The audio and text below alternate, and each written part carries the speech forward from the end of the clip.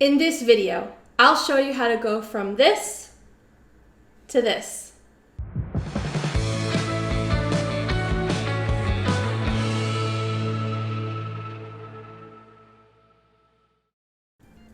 Hey there, Sarah here with the Notorious needle, and I want to empower you to break the rules of conventional cross stitch so you can make whatever you want.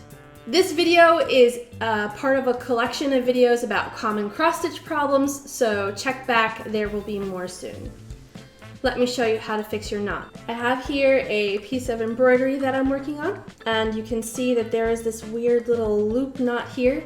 We call that a slip knot because it slips right out. This knot is formed when you're stitching and your thread gets a little bit twisted, and then as you stitch, just as you pull the thread through the fabric, this little loop knot appears. Let me show you how to get it out. See the knot. So put your needle through the loop and pull against the thread, and see the knot slips and gets smaller. Take the needle out.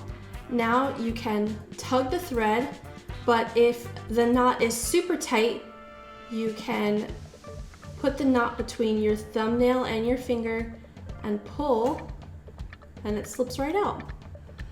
If that doesn't work, you can try to work out the knot with your needle. If the knot is not a slip knot and simply pulling on the loop does not take it out, you can work your needle in between the threads and try and pull it out that way. So how do you prevent these knots in the first place? Every time you pass the needle through the fabric, you twist it just slightly. And this can't be helped. It's just the way that our hands and our arms work. So every once in a while you're working, let go of the needle and let it dangle underneath your work. The thread will naturally untwist, and then you can resume.